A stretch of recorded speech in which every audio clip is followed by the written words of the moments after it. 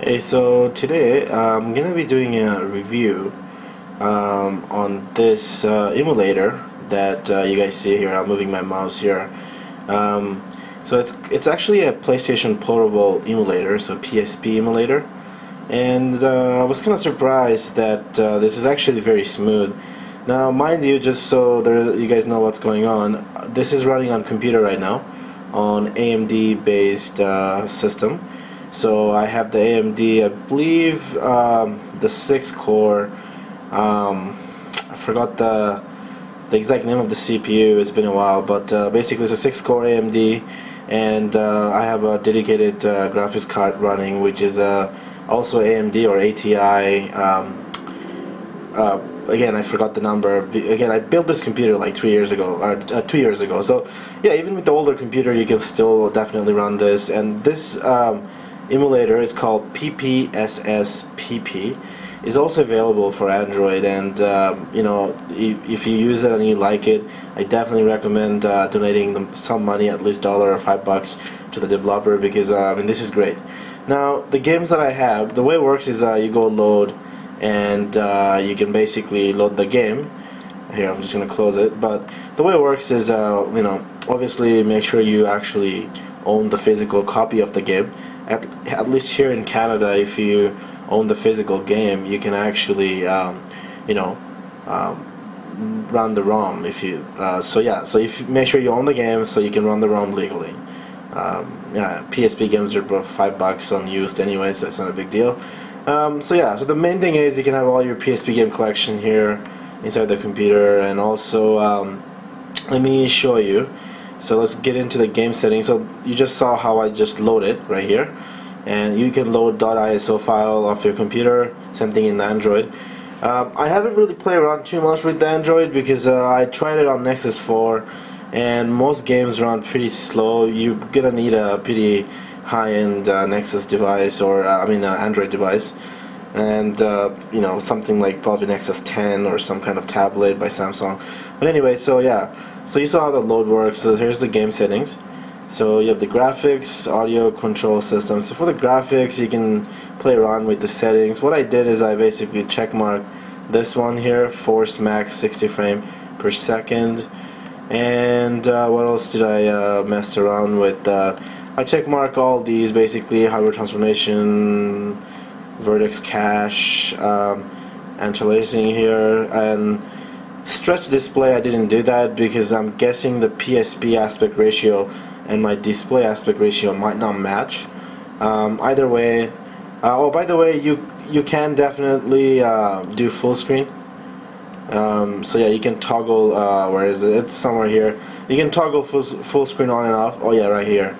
I usually don't like it. I just keep it at the window mode in case the emulator crash. It rarely crashes, but if it does, then I can just close it. But if it's full screen, you know, you might need to do Control to delete and all that. But this is a very stable again, so it rarely crashes unless something really weird happens in the game. For example, some PSP game, like the later ones, will try to install some files like they do on PlayStation 3. And if you try to do that on the emulator, most likely it's going to crash. Unless somebody know how to fix that, let me know on the comment below. But anyway, so yeah, so you can do that. These are the common graphics settings here, and you know, and there's nice upscaling system. I haven't really messed around with the upscale type. I've kept it at the XBRZ, whatever that is. I haven't tried these. I'll try it later maybe.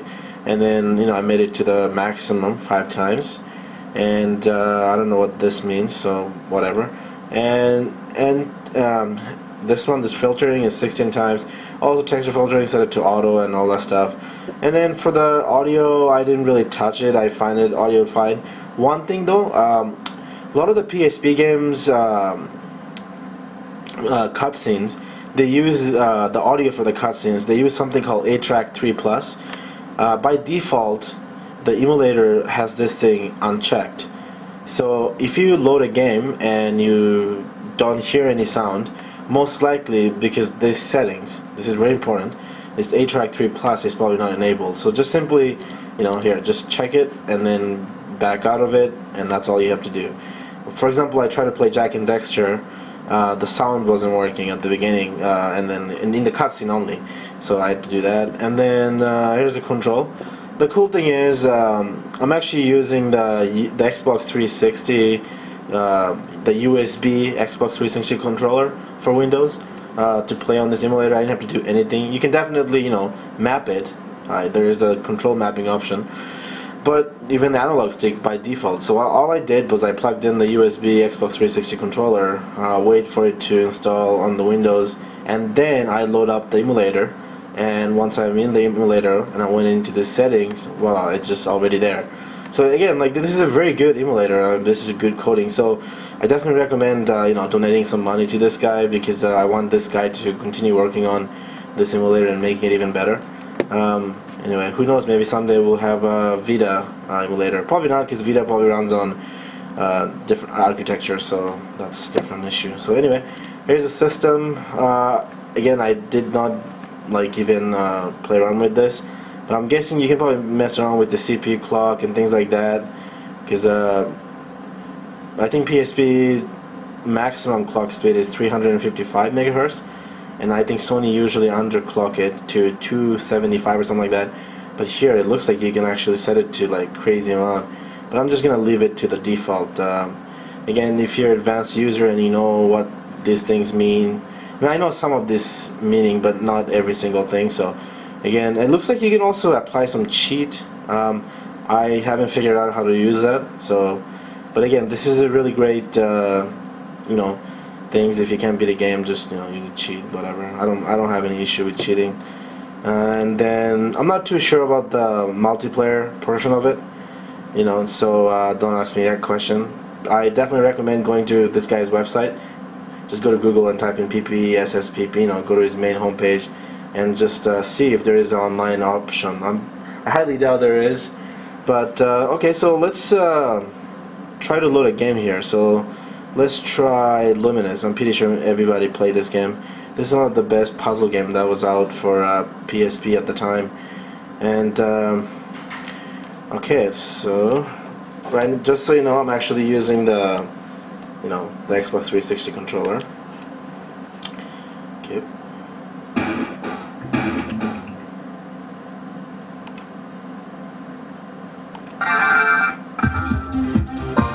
Yeah, so it's pretty cool actually. So I go single player mode. As you can see,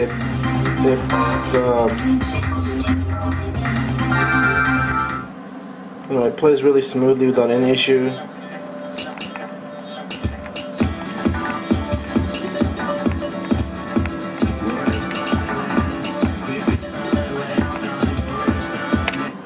So yeah, you get the point. And this, when you hit escape key, this is the menu that comes up. This is like a menu that's, so the game gets paused.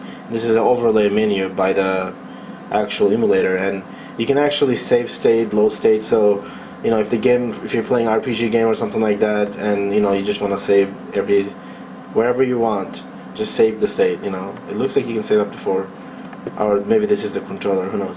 And then yeah, you can game settings. You can access the game settings from here, or you can exit to the main menu, and then you're back to this. Also, saving game, not by the state, but the actual saving game through the actual game itself does work. For some games, some advanced games might not work because they need something called an option file. So yeah, I had some issue with I think Pro Evolution Soccer. But yeah, again, overall, like, most games will work. These are the only PSP game that I have for now. That's why, you know, again, this is the only physical copy that I have left. Once I get more copy, I'm gonna try different ROMs and see if I can, you know, get them going. But anyway, so yeah, this is a very good emulator. I definitely, you know, give it a thumbs up. So yeah, let me know what you guys think about it on the comment below. And thank you for watching, and see you on the next video.